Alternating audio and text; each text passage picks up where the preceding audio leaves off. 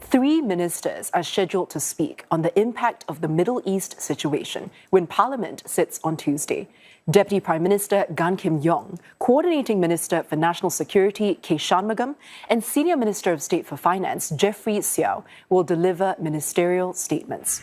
More than 60 oral questions have been filed on the war's impact, including on rising fuel and energy prices, cost of living expenses, and supply chain resilience.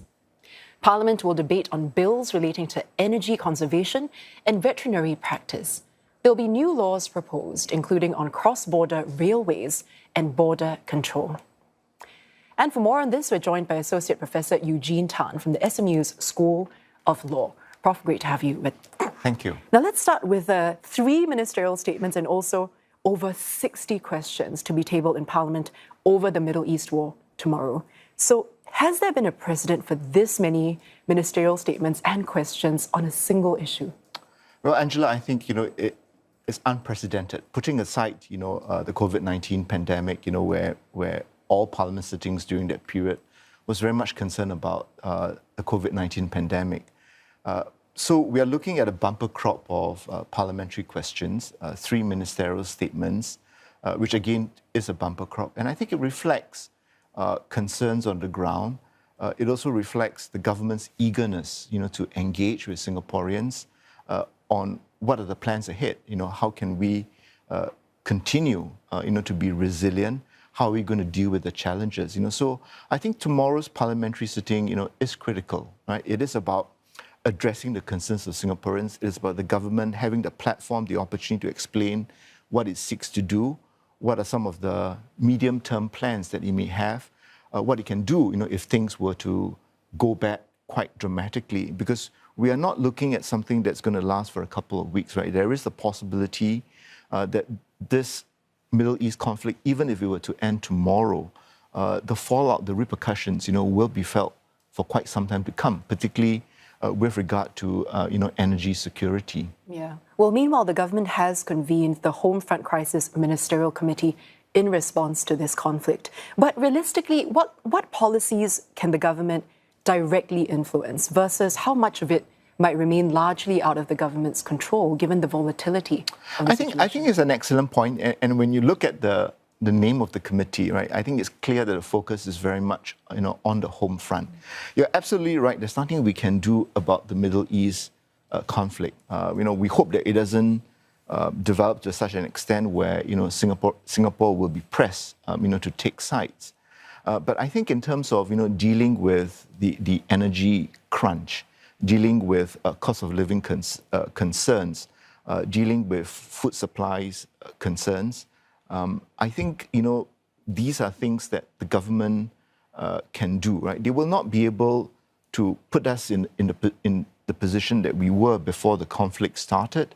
But I think it's really about, putting in place, mitigating measures, right? How do we ensure that the critical industries, such as aviation, for example, which are so dependent on fuel supplies, how do we ensure that the aviation industry will continue, to be able to function well, right? Domestically, we're looking at the logistics sector, which includes, delivery riders and the delivery sector as well.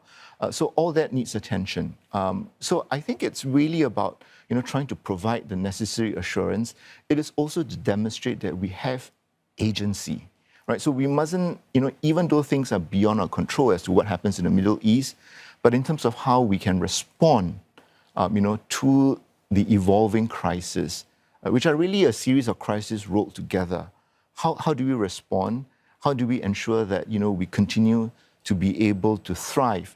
And more importantly as well, how do we ensure that, when things start to stabilize, we are in a position, to take advantage when things start to stabilize. So it's very critical, and I think we must remember that, we do have that agency, and it becomes important, for Singaporeans, to rally behind one another, as well as the country, in this critical time. Yeah, and to demonstrate that agency, let's take a closer look at the ministerial committee itself. We have a mix here of veteran political office holders and also some newer faces like Ms. Jasmine Lau and also Mr. Goh Pei Ming.